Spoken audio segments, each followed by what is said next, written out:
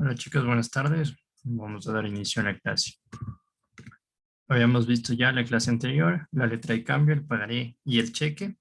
Respecto a estos tres títulos ejecutivos, les dejé colgado en la plataforma un video para que tengan un mejor ejemplo en el ámbito ecuatoriano, cómo se llena un cheque, cómo se llena un pagaré y cómo se llena una letra de cambio. Esto a efectos prácticos, más allá de los jurídicos, pues les servirá de mucho para que chequen esos videos que están cargados en la plataforma.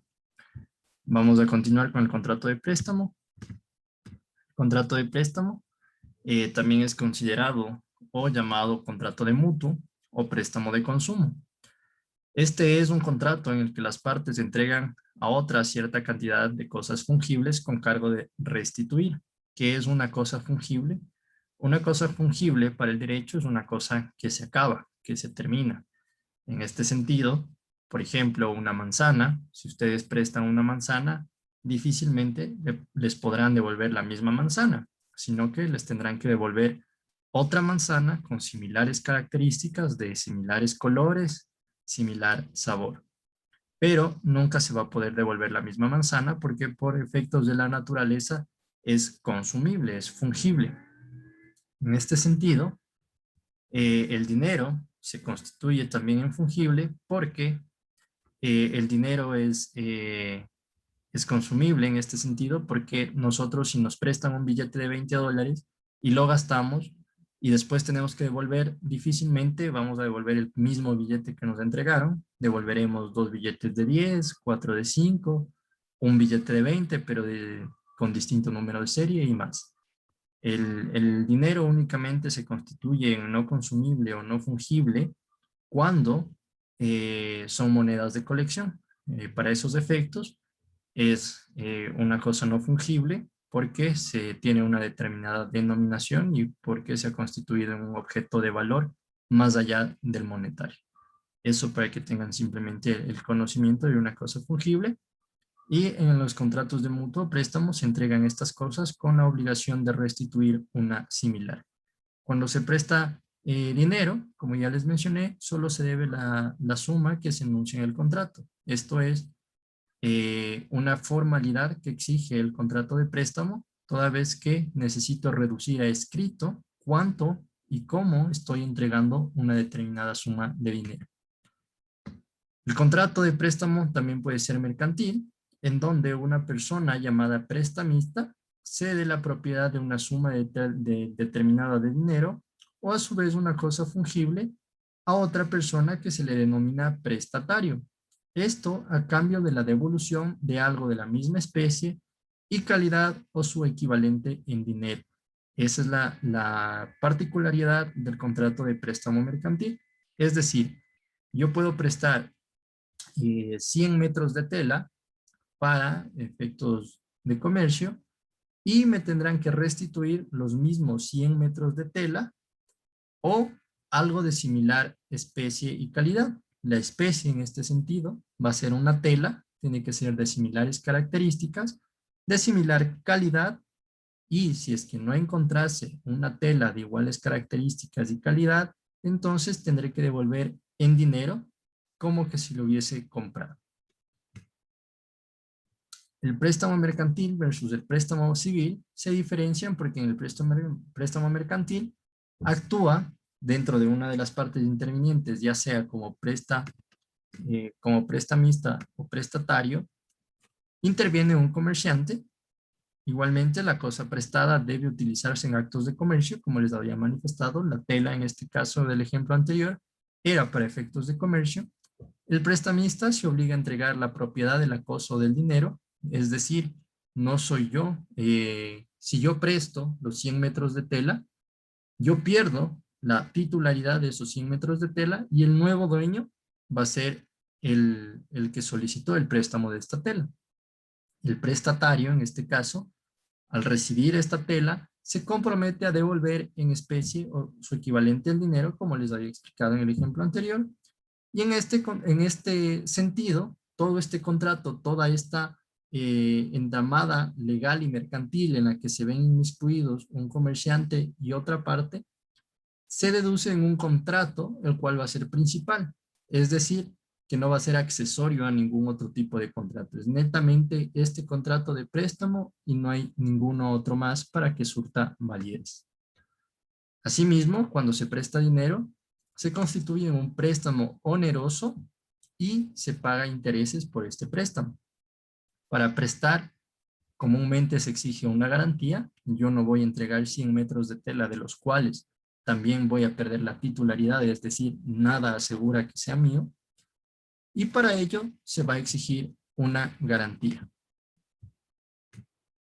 El préstamo, como les mencionaba, se formaliza con un contrato por escrito, se reduce a escrito, y el contrato de préstamo más común es el de préstamo crediticio, es el que hoy por hoy regulan las tarjetas de crédito. Cuando nosotros utilizamos las tarjetas de crédito, se constituye en un préstamo de consumo, más aún cuando hacemos diferidos de nuestros consumos. Todo esto queda reducido escrito en un contrato, que más adelante veremos, son los denominados contratos modernos, que a efectos de que no se tiene que firmar una hoja llena de cláusulas, el voucher se constituye en el contrato que nosotros estamos aceptando y en el pagaré que nosotros firmamos para nosotros constituir este préstamo. Hasta aquí el contrato de préstamo. No sé si tienen alguna duda o pregunta. Es relativamente sencillo este tipo de contratos. No, no tenemos ninguna pregunta. Avanzamos con el de prenda, hipoteca y las garantías. Las prendas, hipoteca y garantías son, la prenda en particular es un contrato en el cual se constituye un derecho real, es decir, sobre una cosa. En este caso es una cosa mueble, al ser una prenda, en el cual se garantiza una obligación, el cumplimiento de una obligación. Si yo debo dinero, constituyo prenda, y a través de esta prenda yo voy a garantizarle a mi acreedor que le voy a pagar la obligación que yo tengo con él. En caso de que se incumpla la obligación que yo tengo con mi acreedor, puede ejecutar la prenda y puede realizar lo que le faculte la ley, por lo general, hacerse dueño de la prenda o vender la prenda. El contrato de empeño también es como se le denomina al de prenda, en el que, como les mencionaba, se entrega la cosa y se constituye prenda sobre la cosa mueble. Adicionalmente, dentro del contrato de prenda tenemos una clasificación como contratos accesorios al de prenda, la prenda comercial ordinaria y la prenda agrícola e industrial. ¿Cuál es la prenda comercial ordinaria? Es la que se regula por el Código de Comercio en su artículo 624, en donde se menciona que se debe celebrar por escrito, como habíamos visto en el anterior contrato de préstamo, y las firmas de los suscriptores tienen que estar legalmente reconocidas.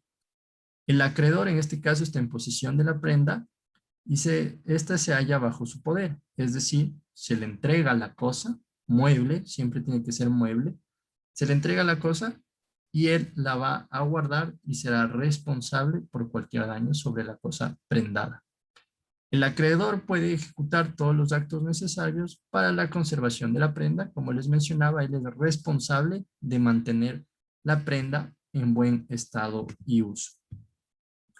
El contrato de prenda se puede extender en 2 ejemplares. El original lo conserva el acreedor y el duplicado se le entrega al deudor. Esto funge y sirve para el respaldo de las dos partes, tanto para saber cómo yo le entregué la prenda, la cosa mueble, y en qué condiciones me las tiene que devolver. Asimismo, es el respaldo y mi garantía a que yo le entregué, y en caso de que desapareciera o se dañara la prenda, se estipulará también dentro del contrato las formas en que me va a restituir y un valor aproximado de la prenda, que normalmente es el mismo del préstamo sobre el que se constituye la prenda. Se debe obviamente individualizar y especificar el objeto o especie dado en prenda. Se deben de poner todas las características y todo bajo este contrato. Y una vez que se vence el plazo de la obligación, el acreedor puede ejercer la acción de ejecución. ¿Cuál es la acción de ejecución? que básicamente si después de 2 meses, 2 años, yo no cancelé mi obligación, el acreedor, al estar en posesión de la prenda, realiza o acude ante un juez para solicitar la acción de ejecución, el juez le concede y esa prenda constituye parte de su patrimonio. Él se hace dueño de la prenda. ¿Cuáles son las acciones de ejecución más comunes? Son la subasta, al ser el dueño de la cosa, puede ofrecerla en subasta para recuperar el precio.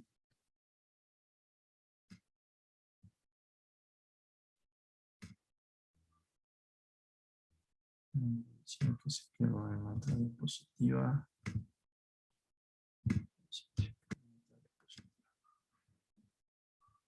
La prenda, tenemos la acción legal de ejecución, que es la más común, es la subasta, y en caso de que no se realice la subasta, pues se puede conservar la cosa otorgada en prenda. Asimismo, tenemos que mencionar que es nula la cláusula que autorice al acreedor a apropiarse de la prenda o disponer de ella, siempre y cuando no haya fenecido el plazo para que pueda el acreedor, en este caso, apropiarse de la prenda. Toda vez que una vez que una vez que ha fenecido el plazo, una vez que se ha vencido el plazo, el acreedor tiene derecho sobre la prenda y tiene derecho a realizar alguna acción legal de ejecución. También tenemos la prenda agrícola y la prenda industrial, la cual se realiza sobre bienes especificados dentro de la norma, y los bienes en este caso, a diferencia de la prenda civil, los bienes no dejan de pertenecer ni de estar en poder del deudor. Es decir, en estos casos de la agrícola y la industrial, yo como deudor no le entrego a mi acreedor la prenda para que él la mantenga y la tenga en custodia. En la prenda agrícola se puede constituir únicamente sobre animales y sus aumentos, es decir, animales y sus crías, todo fruto pendiente o cosechado, cuando tenemos prenda agrícola sobre sembríos y plantaciones, sobre productos forestales y de industria agrícola, y sobre maquinaria y herramientas de agricultura. Mientras que la prenda industrial la podemos constituir únicamente sobre maquinaria industrial, instalaciones de explotación industrial, herramientas industriales, elementos de trabajo industrial, animales destinados únicamente al servicio industrial y productos que hayan sido transformados industrialmente. Todo contrato de prenda debe constar por escrito, son contratos formales, puede otorgarse por escritura pública o documento privado, sin que la omisión de que sea público o privado, esta distinción no lo hace más o menos válido, tienen igual validez, y se inscribirá de acuerdo a su especie en el registro mercantil o en el registro de la propiedad del cantón. Si es que es agrícola, sobre animales o semovientes y demás, será en el registro mercantil, y si es que es sobre propiedad agrícola, tales como la industria y demás, será igual prenda industrial. Normalmente se hace el registro en el registro de la propiedad, toda vez que son característicos o bienes que por su alto valor los llevan el registro de la propiedad, el inventario. Si se empeña ganado, se registrará adicionalmente a todos los formalismos anteriores, se registrará una marca o señal, es decir, se marca al animal, por ejemplo, una vaca, se le marca con una pequeña seña que no difiera o que no opaque el logo original de la hacienda a la que pertenece, y extinguida la deuda, el deudor solicita se cancele la inscripción en los registros. Es decir, una vez que ya pago la obligación, la prenda se levanta, se solicita y se cancela la inscripción, y por esto mismo, en el caso de ganado o de animales, la marca tiene que ser apenas perceptible para que el animal no quede con señas de pertenecer a otra institución o a un deudor, o a un acreedor. Los derechos que le asisten al acreedor prescriben en 2 años constados desde el vencimiento del plazo. Es decir, si el acreedor no ha exigido o no ha iniciado una acción de ejecución dentro de los 2 años posteriores al vencimiento del plazo, es decir, yo tenía para pagarle a la persona que le debo y a quien entregué yo una prenda, tenía para pagarle hasta el 25 de mayo del 2021. Mi acreedor tendrá hasta el 25 de mayo, hasta el 24 de mayo del 2023, 2 años, tendrá para acudir a un juez y solicitar la acción de ejecución para que se subaste, se venda, se remate, etcétera, la prenda para poder recuperar su dinero. Si es que dentro de estos 2 años no ha realizado esta acción de ejecución, prescribirá y yo, a raíz de esta prescripción, podré solicitar que me devuelva la prenda que yo le entregué. En la prenda agrícola e industrial, el deudor está obligado a cuidar de los objetos empeñados, al igual que en todos estos contratos de garantías.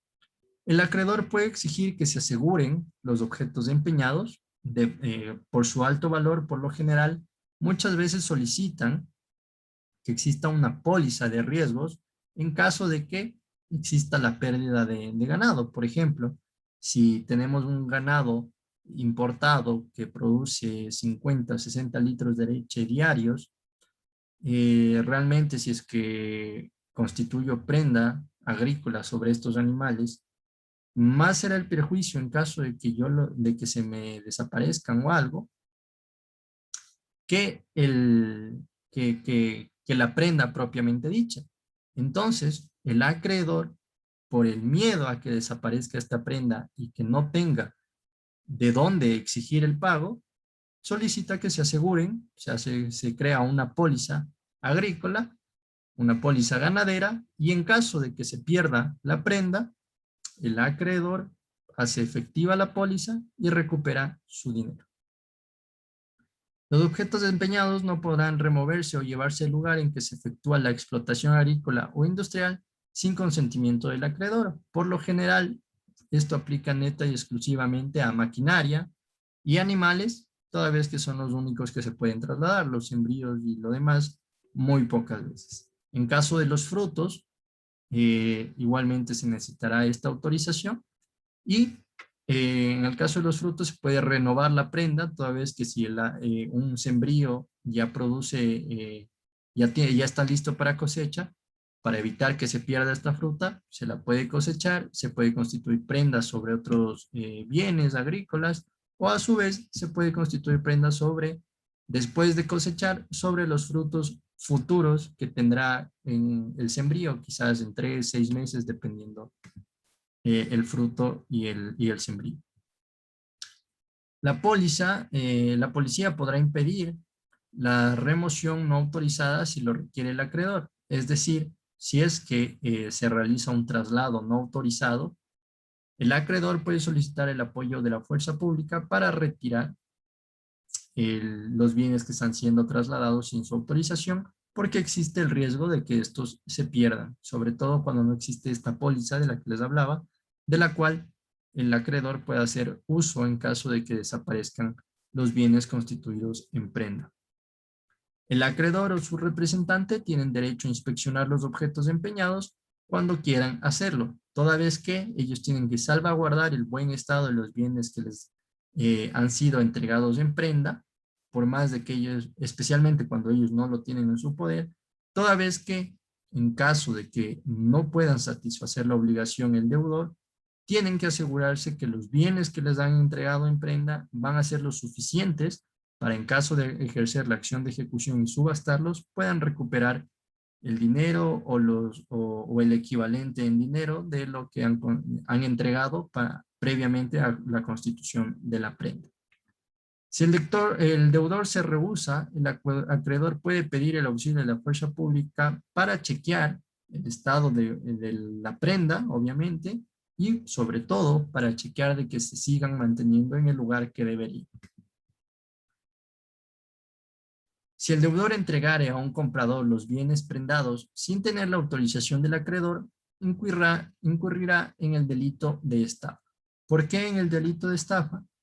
Porque dentro de la esfera penal está provocando que exista un engaño hacia el nuevo comprador. ¿Por qué? Porque él le va a entregar fungiendo como que esos bienes no tienen ningún gravamen y le va a entregar al comprador, en este caso que va a ser de buena fe, y jurídicamente, por más de que sea de buena fe, está induciendo a un error al mencionarle que no hay ningún tipo de gravamen, todo con el objeto de perjudicar al acreedor y quien podría ejercer la ejecución sobre los bienes prendados. En caso de venderse de buena fe, la ley prevé que a los compradores de buena fe no se les puede quitar los bienes que han adquirido y la acción tendrá que ejecutarse y replantearse sobre, en este caso, el deudor que ha vendido ilícitamente y ha provocado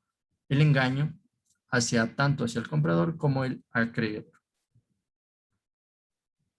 Hasta aquí la prenda y el contrato de prenda en general se aplica sobre bienes muebles y ahora sobre bienes inmuebles, la prenda que se constituye se le cataloga y se le conoce con el nombre de hipoteca. La hipoteca es el asegurar el pago igualmente de una obligación con la constitución de una hipoteca sobre un bien inmueble que, al igual que en la prenda, en el caso de que no se cumpla con la obligación, se puede realizar una acción de ejecución. El derecho que aduce a la hipoteca es el mismo derecho de prenda, de la prenda tanto agrícola, civil e industrial, y constituido sobre un bien inmueble, no deja de pertenecer al deudor. Es la diferencia con la prenda civil y la hipoteca civil. En la prenda civil yo entrego la, la cosa que estoy constituyendo en prenda, normalmente es mueble, entrego, qué sé yo, entrego una tele. Normalmente las casas de empeño son el ejemplo más claro de una prenda. Yo entrego una tele, un televisor, un radio, me dan un dinero y mientras yo no pague no me devuelven y en el peor de los casos pues tendrían que acudir a un juez legalmente para subastarlo o rematarlo y poder vender y el que recuperen parte de su dinero de estas casas. En el caso de la hipoteca, yo no entrego el bien físicamente, me sigue perteneciendo, puedo seguir viviendo ahí, pero se constituye en mi poder, sí, pero el dominio lo va a ejercer la titularidad, lo va a tener en este caso el acreedor sobre quien yo constituyo la hipoteca y en el caso de incumplir procederá a las determinadas acciones de ejecución. Esa es la pequeña diferencia entre la prenda civil y la hipoteca civil.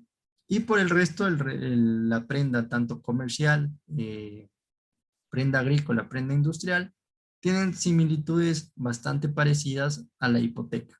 La única diferencia entre muebles, para muebles aplica la prenda y para inmuebles la hipoteca. Pasamos a las garantías. Tenemos en este caso garantías personales. La más común es la fianza. La fianza es una obligación de responder por otra persona en caso de que no cumpliera con la obligación. Es una obligación accesoria en virtud de la cual una o más personas responden de una obligación ajena, comprometiéndose para con el acreedor a cumplir si el deudor principal no la cumple. Seguramente ustedes habrán escuchado en películas, aquí mismo, que existe la libertad bajo fianza. Esta es una garantía personal tomada por el derecho penal que tiene sus raíces en el derecho mercantil, en donde la fianza se constituye en un valor económico. Yo pago, ejemplo, $10,000 para salir de la cárcel mientras dure la investigación. ¿Y en qué beneficia la fianza? Que en caso de que yo incumpla el procedimiento judicial, en este caso no me presente a juicio, me vaya del país, no colabore con la justicia, esa fianza se hace efectiva y el Estado, en este caso, que es el acreedor de la obligación de comparecer a juicio, se quedará con la fianza. Lo mismo ocurre acá en el derecho mercantil.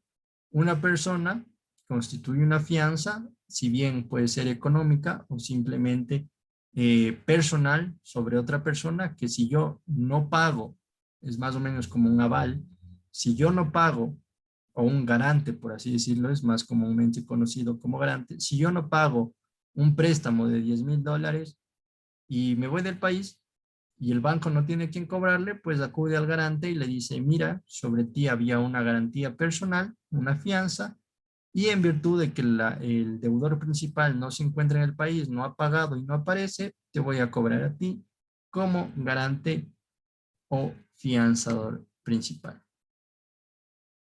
La fianza mercantil, por su parte, igualmente es una garantía personal en donde un tercero ajeno al negocio principal se compromete a responder del cumplimiento ante el acreedor en lugar del deudor.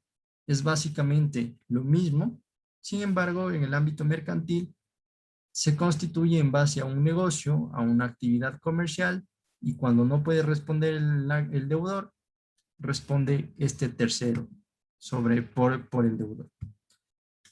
La fianza es mercantil cuando el fiador no sea comerciante. El contrato debe celebrarse necesariamente por escrito. Todos estos contratos que hemos revisado son formales, deben estar reducidos de escrito. Y el fiador puede estipular una retribución por la responsabilidad. El fiador es quien constituye la fianza en favor de un deudor. ¿Tienen alguna pregunta respecto a esto, chicos? Si no, pasamos a los contratos modernos.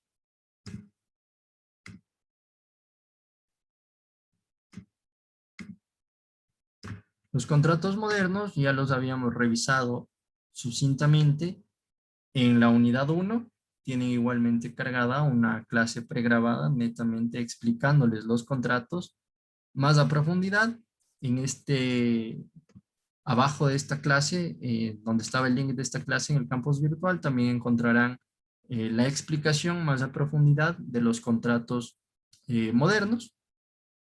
Los contratos modernos en derecho mercantil básicamente son el arrendamiento mercantil, en donde yo tengo el derecho de usar un bien al arrendatario a cambio de un pago de rentas durante un plazo determinado, y una vez que termine este plazo yo tengo la opción de comprar, devolver o renovar. Todo esto bajo condiciones específicas que la ley prevé, los cuales encontrarán en el video de la clase explicativa pregrabada. Las franquicias, también conocido como franchising, es cuando el franquiciante, titular de un negocio, marca o empresa, otorga a un franquiciado la posibilidad de explotar comercialmente sus actividades a cambio de una retribución económica. En este caso, por ejemplo, McDonald's Estados Unidos otorga la franquicia a una empresa ecuatoriana para que pueda explotar el nombre de McDonald's, su comida, sus restaurantes, y a cambio de eso, McDonald's Ecuador remite a Estados Unidos un valor mensual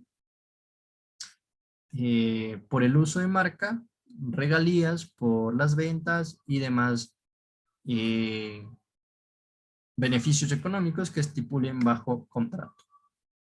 El permiso del know-how o de usar con el conocimiento ajeno es básicamente una licencia que otorga una persona, una empresa o el titular de un conocimiento a que un tercero pueda realizar la explotación, el uso, disfrute de estos conocimientos.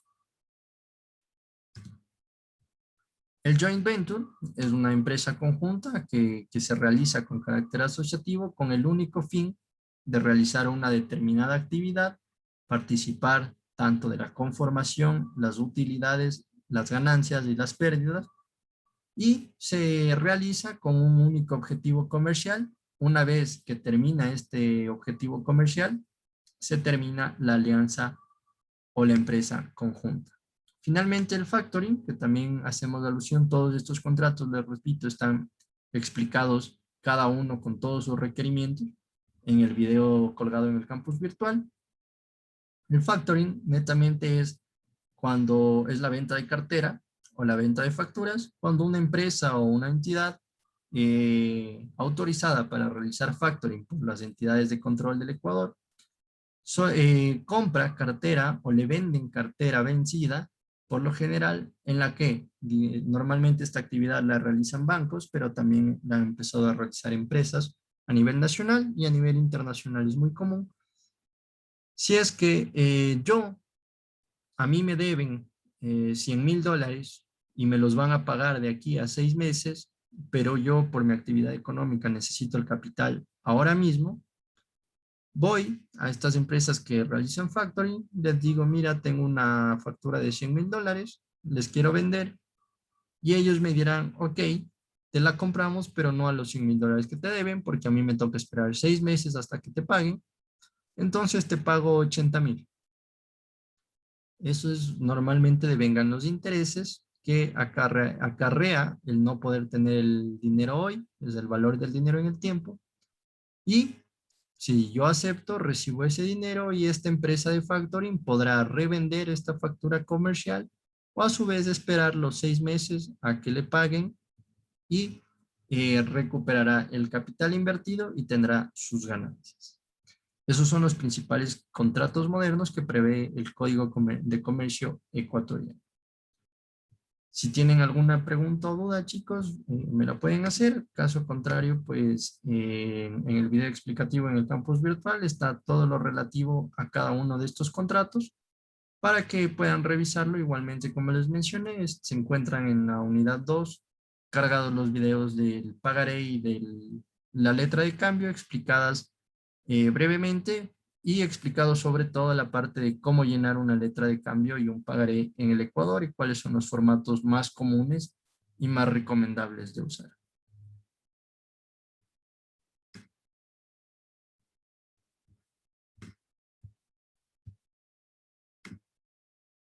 Si no tenemos preguntas, chicos, hasta aquí quedaría esta clase. La próxima clase revisamos la unidad 3 y la próxima clase también, de aquí a 2 clases, realizaremos el repaso de lo más importante de cara al examen que tienen que resolver en el campus virtual.